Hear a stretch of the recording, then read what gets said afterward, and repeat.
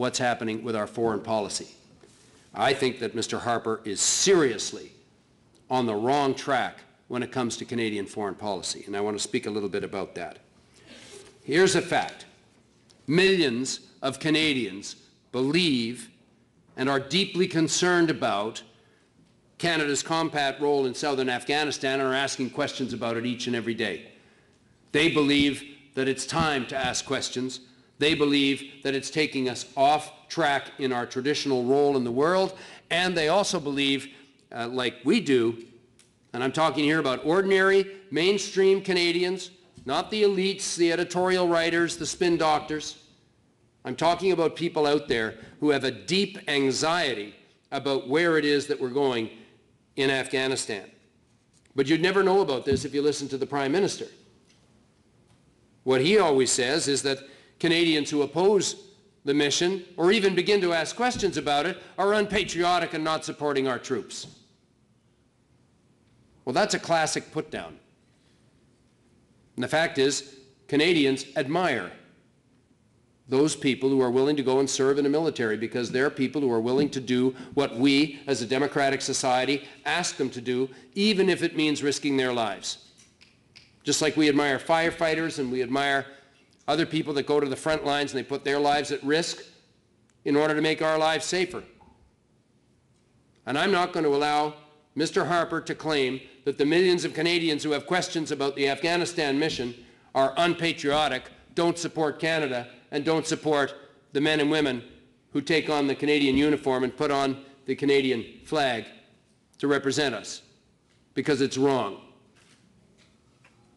What I believe is that our responsibility as a society is to think extremely carefully about what it is that we ask those courageous people to do, because believe me, they will follow orders. They'll do what we ask them to do. So we better be sure that we're asking them to do the right thing, not only for their own safety, but for global peace.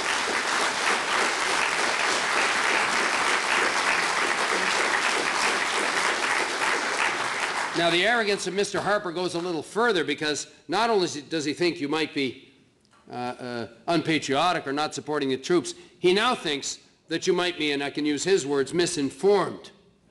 Here's what he said, and here's what he thinks about the Canadian people. You know, it's a really democratic view he articulates here. He said, last Monday, he was talking to Peter Mansbridge on the CBC, and here's his quote. You know, we're often surprised by how little the public really knows. There used to be a show called Father Knows Best. I don't think that's on the air anymore, and I doubt it would play well. Because I think he means you when he says that. People that disagree with him are misinformed. Well, that's sheer arrogance. And is trying to shut down those who are asking legitimate questions, trying to brush them off. I guess he thinks that he's much smarter than students or working people out there.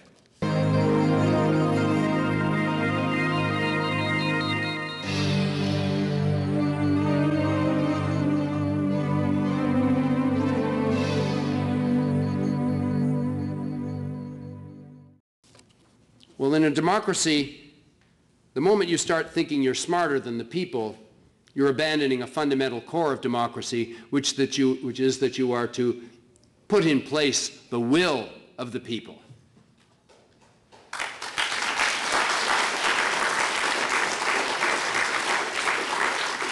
What do you think about recall legislation to recall MPs? That's not a position our party has typically supported. Why not? Because it mobilizes all kinds of people around, we think, in general, taking people off of the business of getting things done for people.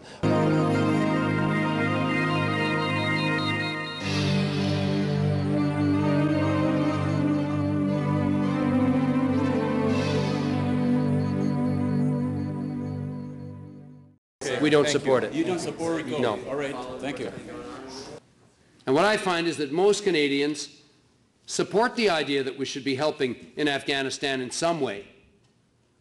I don't think anybody wants to simply abandon Afghanistan and see the return of some of what was there, abuses of human rights that we've seen in the past. Canadians don't want to see that.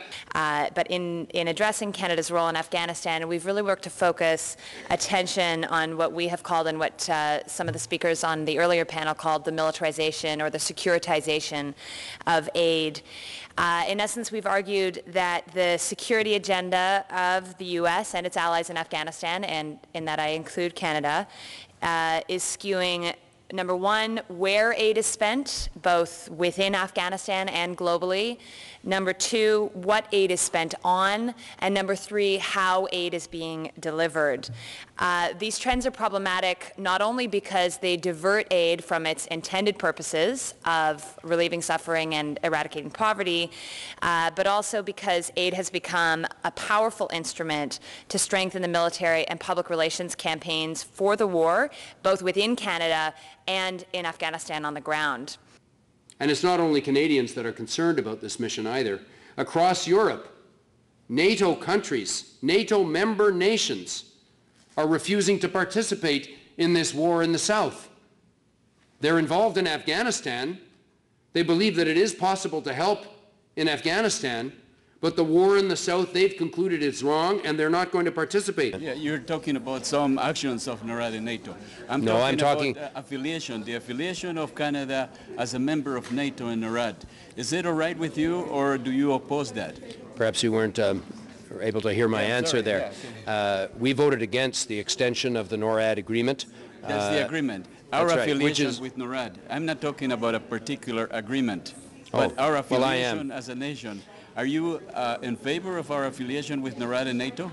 We have opposed the expansion of NORAD into the area of maritime surveillance, and we have also opposed the unconditional extension of the agreement with no review at all, and that's why we voted against the ratification of the continuation of the NORAD agreement. Had our position held, then of course the ratification would not have happened and the NORAD agreement would have collapsed.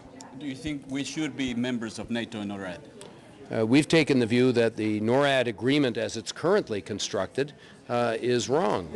The Conservatives have made changes to it that are completely inappropriate for Canada. When it comes to NATO, we've taken the approach of a mission-by-mission examination of what NATO is doing.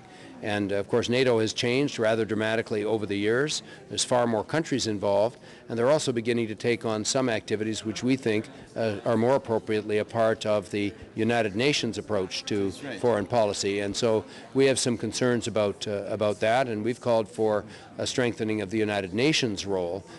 We feel that in some instances the Bush administration has attempted to use NATO because he's been unwilling to work with the United Nations the way the UN should be supported. That's correct. So don't you think that it's probably undermining the United Nations, NATO and NORAD?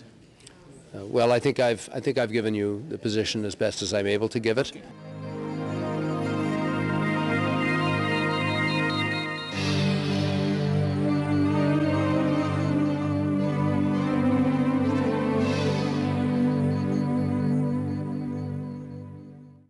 Canadians, as I said, don't want to abandon Afghanistan, but we want to chart forward a path, working with other nations that care about Afghanistan but think the war is wrong.